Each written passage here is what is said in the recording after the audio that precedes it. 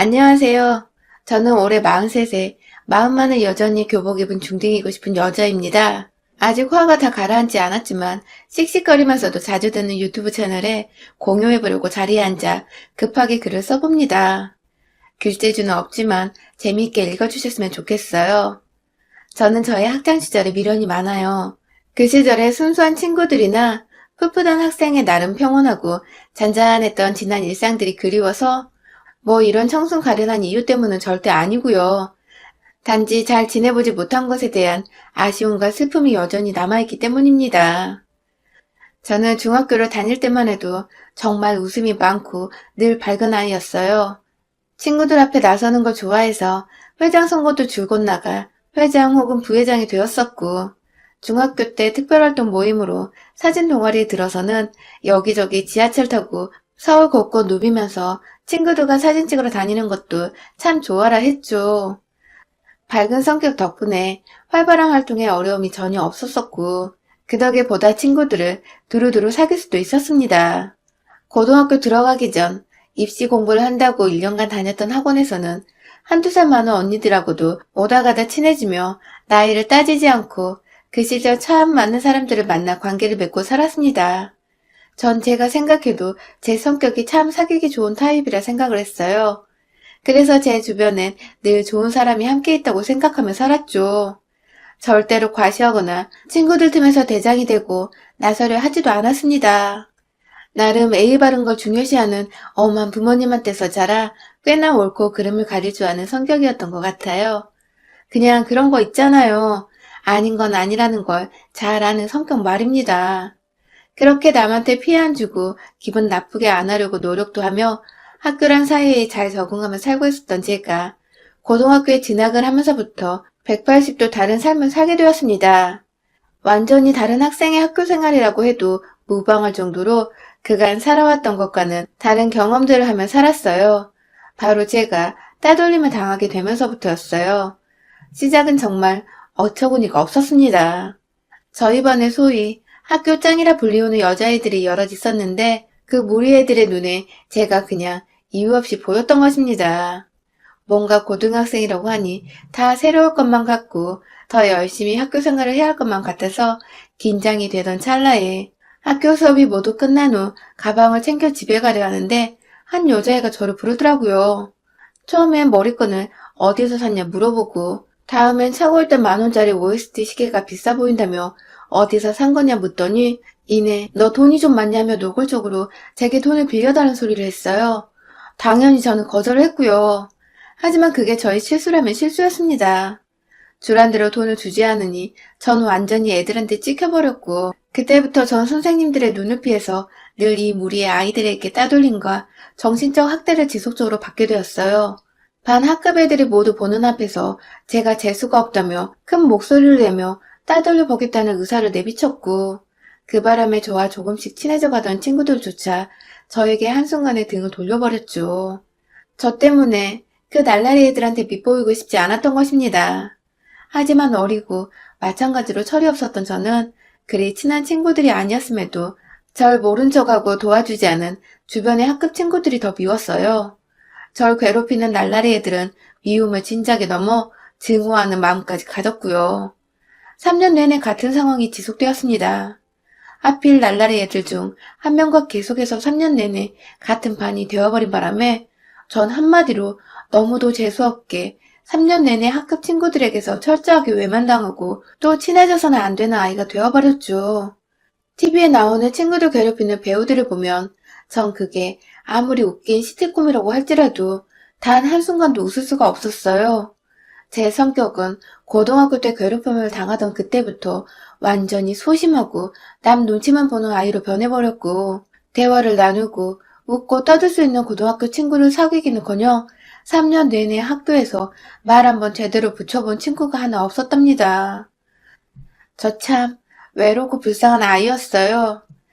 다행히도 초중학교에서 그리고 학원에서 사귀었던 언니들 그리고 친구들과는 꾸준히 연락을 하면서 지금까지 인연을 이어오고 있지만 그 친구들조차 지금까지 저에게 하는 말은 고등학교에 진학한 후의 제 모습은 정말 충격적이었다고 하더라고요.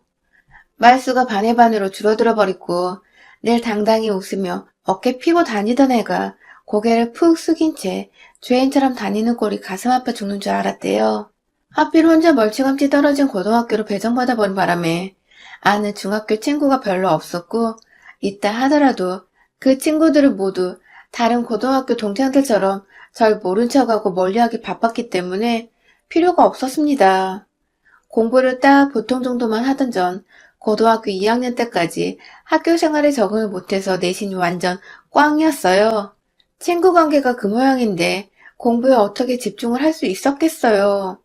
그러다 저와 3년 내내 같은 반이었다는 그 날라리 무리 중 한 여자애가 고3이 되기 직전 제 뒤통수에다 대고 그러더라고요. 쟨 저렇게 살다 대학도 못 가고 친구 하나 없이 살다가 쓸쓸히 독거노인으로 죽을 팔자일 거야. 라고 말이죠. 독거노인이라니. 막 고등학교 2학년을 마친 18살 꼬맹이인 저에게 너무나도 가혹하고 괴로웠던 말이었어요.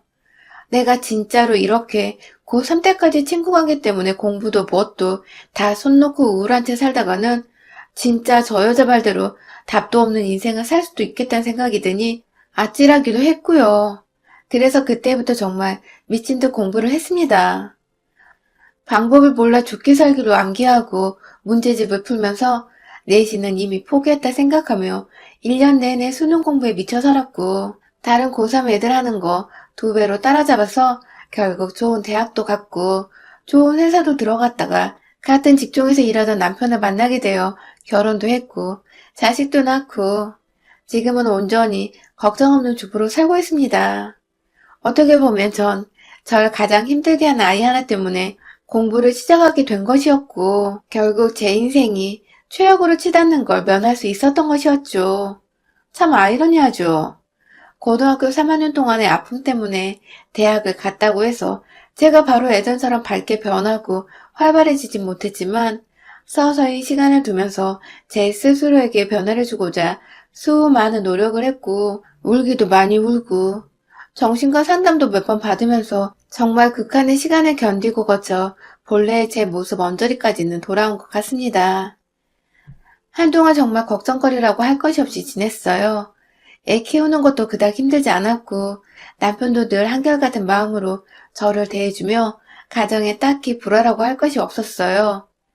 시부모님께서도 참 반듯한 분이셔서 늘 저를 남의 집 귀한 딸이라며 아껴 보살펴 주시려 하셨고 저보다 1살 많은 도련님께서는 언제나 자기한테는 가장 소중한 형의 아내니 저도 가장 소중한 사람이라는 말을 자주 해주셨어요. 참 다정한 표현을 서슴없이 해주는 시댁 식구들 덕분에 저 스스로도 참 제가 시집은 기똥차게 자랐다는 생각을 매번 하곤 했습니다. 그런데요, 도련님께서 중간에 이혼을 한 번 하셨어요. 결혼한 지 2년도 채 안 돼요. 초고속으로 결혼과 동시에 헤어지신 거예요. 많이 속상해 하셨고 가족들 앞에서 티를 안 내려고 입도 꾹 다무셨어요. 왜 이혼을 했는지는 남의 집 가정산이 더 캐묻진 않았지만 대충 어머님 하시는 말씀으로는 성격 차이와 더불어 동서가 도련님 카드를 그렇게 긁어대다 하다 자기 친정의 다달이 100만 원 용돈을 도련님 몰래 드렸다고 하더군요. 무턱대고 돈 관리를 동서한테 맡긴 도련님은 상의 없이 자기 월급의 몇 분의 1에 해당하는 비교적 큰 돈이 처갓집으로 말도 없이 이유도 없이 들어간 것을 알고는 뒤늦게야 노발대발했고 끝까지 사과할 기미조차 없이 당당하던 동서한테 정떨어져 이혼 소송을 걸었대요. 그렇게 한동안 이혼 소송으로 도련님은 고생을 했고 소송 후 드디어 자유를 되찾았다 생각하신 건지 비교적 평온해 보이셨어요. 그럼에도 마음 한켠엔 잘 사는 형네 가족들과 비교를 하시는 건지 예전보다 말도 없어지셨고 가족 행사에도 잘 참석을 안 하셨어요.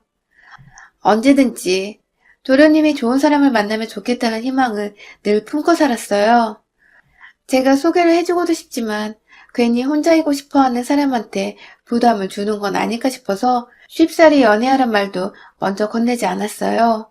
그냥 도련님 혼자 스스로 마음속에 있는 상처를 치유할 수 있도록 지난날에 제가 그랬었던 것처럼 그냥 묵묵히 곁에 있어주면서 시간이 흐르기만을 기다렸죠.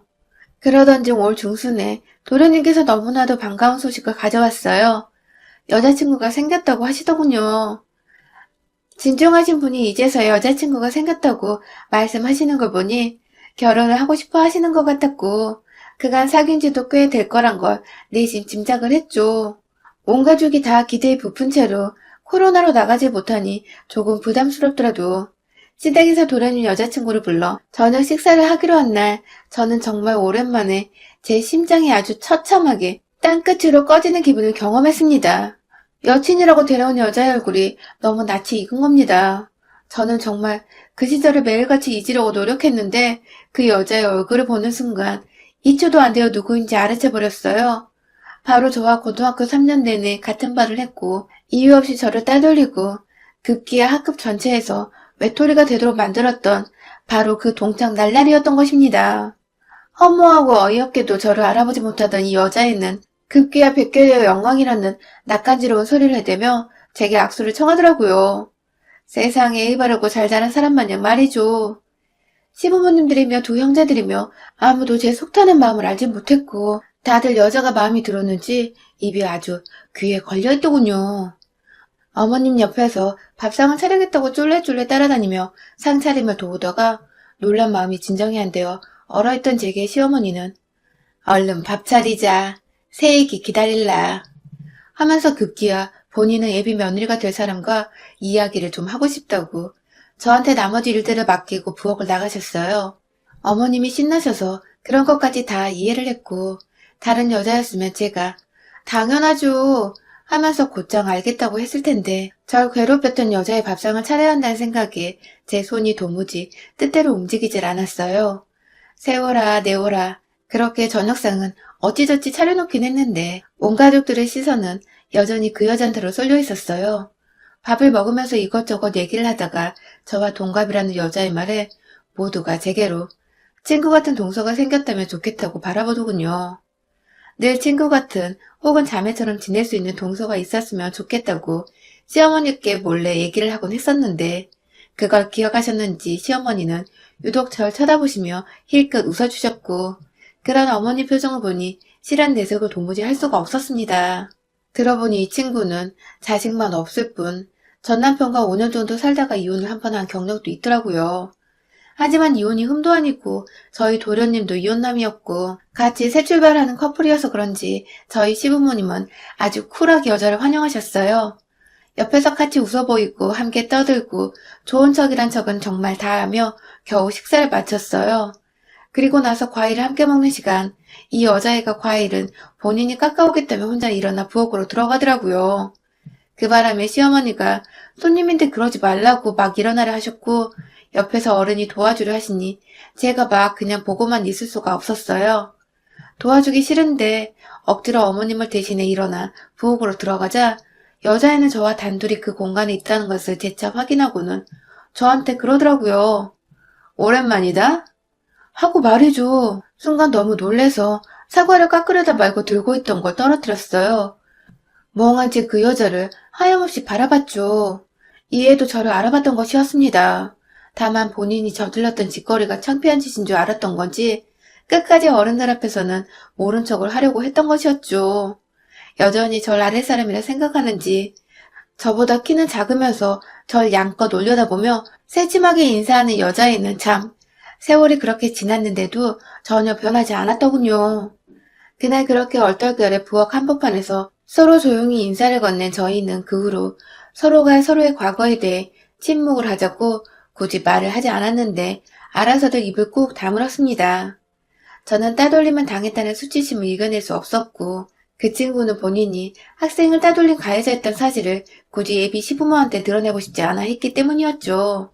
그렇게 저희는 절대 서로 가까워질 수 없는 비밀 하나를 둘이서 조용히 간직한 채 지냈어요.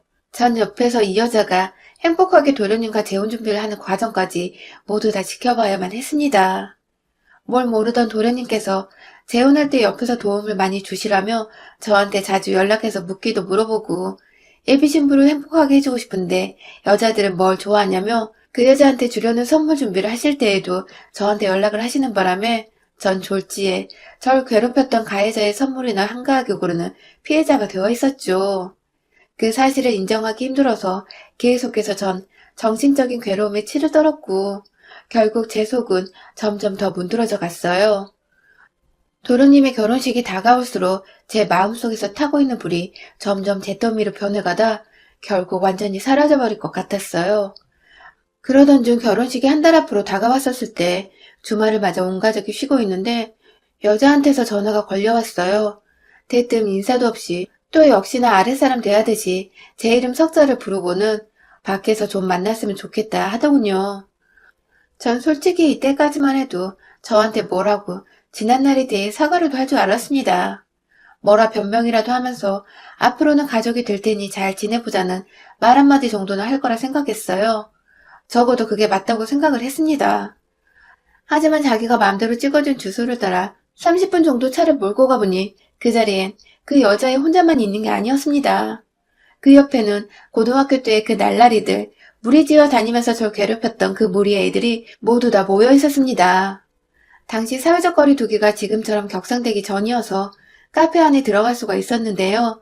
전 정말 문을 열자마자 보이던 그 무리의 얼굴에 손이 파르르 떨리는 걸 느꼈어요. 내 나이가 40이 넘었는데도 여전히 그날의 상처가 남아있는지 겁부터 먹는 게 너무 안쓰럽고 두렵고 복잡한 심정이었죠. 하지만 40이나 처먹은 이 아이들은 정말 그대로더군요. 절 보자마자 쟤 얼굴 봐, 40대냐 60대냐 라는 주름살 지적부터 시작해서는 너 대학 잘 갔다는 소식 들었는데 어째 가방은 이런 저렴한 명품 가방이냐? 면서 남편이 제 선물로 사준 200만원짜리 가방을 가지고 저렴한 명품 가방이라고 절 뜯어내리려 하더라고요. 이 애들 중에서 저 혼자 유일하게 인서울 4년대 대학을 들어갔는데 그게 그렇게 안 입고 왔는지 절 보자마자 역시 넌 학창시절이나 지금이나 변한 게 없어. 땀에 말을 해대면서 본인들의 처지를 유한 삼으려 했습니다. 예비동서를 만나서 어째 과거를 청산하고 이제라도 용서에 잘 살게 되나 싶은 막연한 안도감도 품고 왔는데 그런 생각들은 다 쓸모가 없었던 것이에요. 이제 보니 이 여자애는 어릴 때 그때 그 시절처럼 친구들을 불러서 제 기를 팍팍 죽이면서 윗사람으로 군림을 하고 싶었고 그래서 시댁에서도 형님이고 뭐고 눈치 안 보고 편히 살려고 했던 것 같습니다. 전 40이 되어도 이 일을 데자뷰처럼 또 당하고 있는 것에 속에서 설움이 북받쳤지만 어떻게든 지금의 저는 그 애들보다 더 나은 어른이란 걸 보여주고 싶어서 화를 내지 않고 꾹꾹 눌러 담았어요. 그리고는 오히려 여유있게 맞받아쳤죠. 그러게 겨우 200만원짜리를 우리 남편은 나 좋다고 그렇게 시즌마다 사다 주네? 너네 남편들은 어때? 잘 사줘? 라고 물었어요. 그러자 정확히 그중 절반의 애들 표정이 썩어 들어갔죠. 아니 이제 보니 그중 절반이 이혼을 했더라고요. 성질머리 더러운 거 학창시절이나 어른이 된 지금이나 못 고친 거지. 5명 중에 정확히 애비 동서 포함 3명이 이혼을 했고 나머지 둘은 어찌저찌 사는 것 같은데 꼴을 보니 영락없는 아줌마인 게 그냥 딱 봐도 고생하며 살았다 싶더라고요. 적어도 제 눈에서 그렇게 피눈물을 나게 했었으면 제 아무리 오랜만에 만났더라도 늘 미안했다고 꼭 사과를 하고 싶었다는 인사말 정도는 해줄 거라 생각했는데 더 처절하게 못되고 철없었던 다 큰 이 날라리들을 마주해보니 전 평생 애들로부터 먹는 사과 한 조각도 못 받아먹겠다 싶었습니다. 그때 애비동서 그러니까 3년 내내 가장 심하게 제 옆에서 절 괴롭혔던 여자애가 내심 제 말에 꼭지가 틀렸는지 남편 얘기는 거두절미하고는 지난 고등학교 시절 때 일을 말하더라고요. 야, 우린 그래도 고등학교 추억으로 즐겁게 먹고 살고 있었지. 근데 넌 뭐, 그때 그렇게 찐따처럼 살았어서 공유할 추억도 없었을 텐데. 우울증 안 걸리고 잘 살고 있는 게 너무 기특하네. 라고 말해줘. 우울증? 기특해? 지들이 뭔데 내가 우울증에 걸릴 거라 생각을 했고 지들이 뭔데 잘 살고 있는 나를 보며 기특하다고 말을 하는 건지. 순간 속에서 지난날 쌓였던 천벌들이 막 들끓어 오르기 시작했습니다. 나를 향해 20년 가까운 세월이 흘렀는데도 비웃고 있는 이 머저리 같은 인간들 앞에서 다시 놀림거리가 되고만 있을 수가 없었습니다. 그래서 정말 순간적으로 제 앞에 놓여져 있던 아메리카노 한 잔을 애비동서가 될 거란 여자의 얼굴에다 부었어요. 아직 김이 나고 있던 커피가 모자 달린 패딩을 입고 있던 이 여자의 몸 안으로까지 쫙 퍼져가는데 눈으로 보일 정도였죠. 옆에서 인연이 미친 거냐고 너 우리가 누군 줄 아냐며 아직도 일진놀이를 하겠다는 듯이 나이를 처먹고도 유치 짬뽕의 말이나 뱉는 바로 옆에 있던 곱슬머리 여자의 머리털을 제 손깍지 안에 꽉 쥐어잡고는 커피에 젖은 옷을 벗느라 정신이 없던 예비동수의 몸뚱이 위로 내동댕이를 쳤어요. 둘이서 얼굴 맞대고 박치기를 했다가 의자 뒤로 나자빠지면서 뒤에 있던 책장 모서리에 이마를 부딪히고 어깨를 찌고 아주 난리가 났습니다. 나머지 3명은 솔직히 이 두 여자애들 옆에서 따까리 짓을 하던 애들이었어요. 그래서인지 순간적으로 제 쾌력에 겁부터먹은 눈빛을 지으며 딴에는 여전히 세 보이고 싶다는 듯이 욕을 섞은 말로 너 조심해라 미친년 등의 경고성 말만 내뱉더군요. 참, 이런 어린 양들을 봤나 싶었습니다. 귀여운 요구로 재주를 부리는 조랑말 같기도 했고 인생을 그리 살았는데도 여전히 학교 다닐 적에 그 추잡하고 철없는 짓들을 못 벗은 꼴이 솔직히 너무 딱하고 불쌍했어요. 뭘 봐? 뭘 또 구경만 하고 있어. 이 따까리 찌질이들아. 하면서 저하고 가장 가까이 붙어있던 여자애부터 하나씩 손보자는 생각으로 외투까지 벗어던지고는 난투극을 벌이려고 했고 제 손안에는 이미 두 여자애의 머리카락이 잡혀 있었어요. 한 애는 머리카락이 어찌나 길던지 그 바람에 그 꽁토를 잡고 질질 끌다 보니 그 애는 완전히 뒷덜미가 잡힌 듯이 뒤로 끌려다녔죠. 그 사이 나머지 한 애는 이미 지가방 싸들고 카페에서 도망쳐 주랭락을 쳤고요. 고등학교 추억으로 먹고 산다더니 아주 좋은 우정 납치셨더라고요. 그때 뒤에서 애비동서가 야, 이 미친년아. 너 그러고도 내가 입 닫고 시집갈 줄 알아? 너 고등학교 때 얼마나 하찮고 별볼일 없던 애였는지 내가 네 남편이랑 내 남편한테 다 말할 거야. 나도군요. 언제부터 따돌림 당한 게 흠이 든 건지 가해자란 애가 사과가 아닌 그 과거를 또다시 발목을 잡으려 하다니. 그 말을 들으니 지금껏 날뛰던 저조차 힘이 쑥 빠지더군요. 제 손에서 두 년들의 머리카락이 스스로 빠져나갈 때쯤 누군가 뒤에서 애비 동소년의 뒤통수를 아주 퍽소리나게 갈겼습니다. 바로 저희 도련님이셨어요. 세상에, 도련님이 어찌 알고 여기까지 따라 나오신 걸까요? 이제 보니 도련님은 처음 시댁에서 온 가족이 다 같이 만났을 때 부엌에서 저희가 아는 척을 하는 걸 들었나 보더라고요. 안 좋게 이어진 인연이겠다 싶어서 모른 척을 했지만 갈수록 자기 여친은 말이 많아지는데 저는 말수가 줄어들고 급기야 표정이 어두워졌는지 도련님은 내내 제 걱정을 먼저 했대요. 그러다가 주말을 맞은 그날 여친을 만나려는데 여친은 약속이 있다고 하고 별 생각 없이 형한테 전화를 했는데 형수도 약속이 있어 나갔다고 하니 재빠른 눈치로 제가 어디로 갔는지 저희 남편한테 물어보고는 저를 따라 나온 겁니다. 그리고 그 뒤엔 그런 도련님의 전화를 이상하게 여긴 남편까지도 제 걱정을 하면서 불이 나게 달려온 바람에 카페 안에는 저와 저희 남편 그리고 도련님과 도련님의 애비 신부인 그 여자애까지 온 형제 부부가 모이게 되었어요. 뒤에서 저희 얘기를 다 듣고 있던 도련님은 결국 그 여자애한테 뺨 한 대를 시원하게 갈기시더니 너 같은 애랑 재혼하느니 그냥 혼자 더 오래 살아볼게 하며 보란듯이 절 부축해서는 데리고 나가더라고요.